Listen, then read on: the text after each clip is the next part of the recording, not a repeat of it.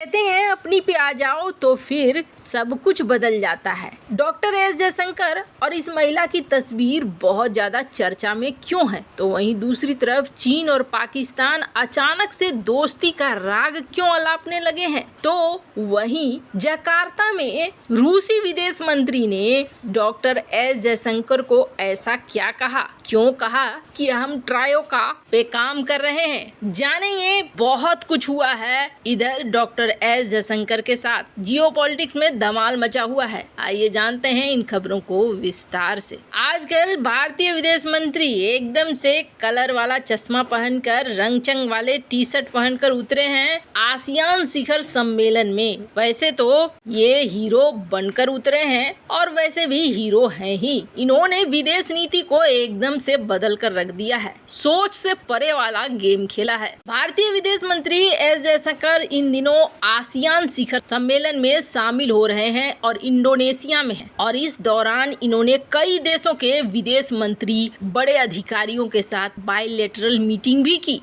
अब उनमें से एक मीटिंग बहुत ज्यादा चर्चा में है। मीटिंग तो 3 ऐसी की जो खास है, जिसमें से पहली मीटिंग है विदेश मंत्री मिलानी जॉली से। ये जो मैडम खड़ी है, ये मैडम है मिलानी जॉली। मिलानी जॉली से मिलना भारतीय विदेश मंत्री का बेहद जरूरी था। ये चर्चा में आने का सबसे बड़ा कारण है कि ये जिस देश की विदेश मंत्री हैं उसका नाम है कनाडा, और कनाडा में इस वक्त खालिस्तानी अलगाववादियों का एक बड़ा केंद्र बना हुआ है। कनाडा में खालिस्तानी जिस तरीके से करते हैं उसको लेकर जयशंकर ने पहले भी नाराजगी जताई थी, और इस बार बैठक में उन्होंने इस बात को साफ साफ कहा कि हमें खालिस्तानियों से कड़ाई से निपटने के लिए काम करना होगा और हमारे राजनयिकों को सुरक्षा देना होगा। आपको बता दें, कनाडा में इस वक्त खालिस्तानियों ने एक पोस्टर जारी किया था जिसके तहत भारतीय राजनयिकों पर खतरे की घंटी बजी थी। कहा जा रहा था कि खालिस्तानी भारतीय राजनयिकों को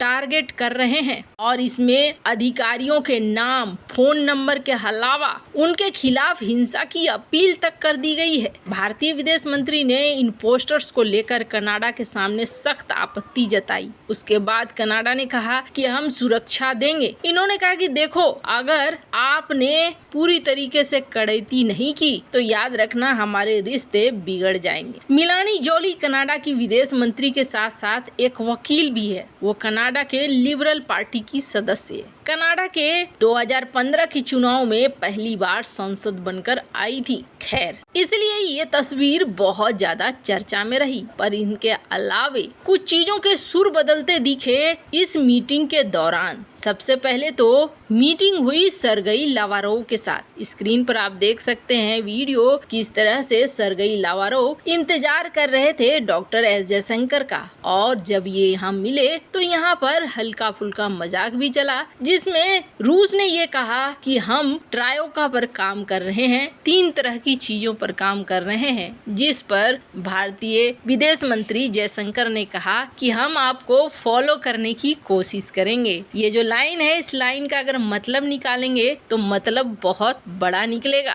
स्क्रीन पर आप देख सकते हैं इस ट्वीट को, जिसमें कहा जा रहा है कि लावारोव ने मजाक किया कि हम 3 चीजों पर एक साथ काम कर रहे हैं, तो वहीं भारतीय विदेश मंत्री ने ये जवाब दिया कि हम आपकी ही तरह काम करने की कोशिश करेंगे। वो 3 तरह के चीज क्या क्या है? क्या पाकिस्तान, चाइना और भारत तीनों से रिश्ते बनाए रखने का काम है, या फिर कोई और? पर भारत का जवाब भी अच्छा है कि आप जिस तरीके से कर रहे हैं हम उसी तरीके से हम भी आपको फॉलो करेंगे, यानी हम भी 3 चीजों को साथ लेकर चलने की कोशिश करेंगे। है, लावारोव से ये मीटिंग हुई, और इस मीटिंग के बाद एक और मीटिंग हुई। वो मीटिंग हुई चाइना के टॉप डिप्लोमेट। कौन है ये है वांग यी। जरा सा ध्यान दीजिए, जकार्ता में ये बैठक हो रही है विदेश मंत्रियों की, लेकिन यहाँ चाइना का विदेश मंत्री नहीं है, बल्कि चाइना के विदेश मंत्रालय का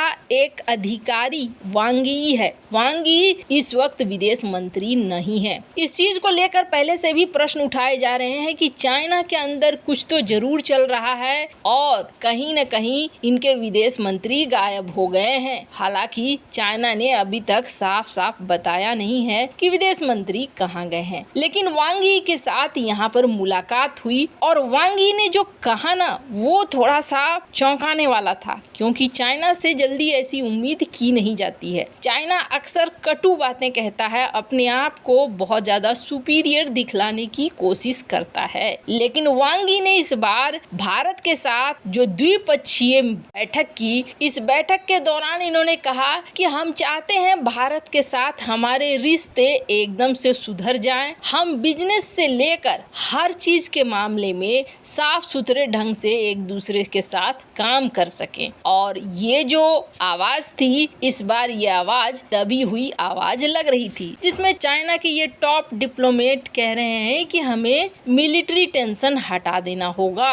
अब मन में ख्याल आएगा कि अचानक से ये बदलाव कैसे आ गया है। तो अचानक से ये बदलाव इसलिए आ रहा है क्योंकि इनके आशा के विपरीत सारी चीजें होती हुई दिख रही है। दुनिया भर के देश अब धीरे धीरे चाइना के साथ अपने रिश्तों को काट रहे हैं। चाइना ने जो सोचा था कि हम एक्सपोर्ट करेंगे इतने का उतने का, उससे कहीं बुरा हालात पैदा हो रहा है और चाइना की इकोनॉमी डूबती हुई दिख रही है। ऐसे में चाइना एक और युद्ध को नहीं झेल सकता है, खास तौर पर भारत के साथ। चाइना के अंदर जो समस्याएं आ रही हैं, अब गुप्त संदेश भेजे जा रहे हैं पाकिस्तानी सेना के द्वारा भी भारत को। भारत से 4 युद्ध हार चुका है और हालात खराब होते हुए दिख रहा है। पाकिस्तानी सेना या तो इस वक्त अपनी चालबाजी से काम ले रही है या फिर उन्हें गलती का एहसास हो रहा है। पाकिस्तानी सेना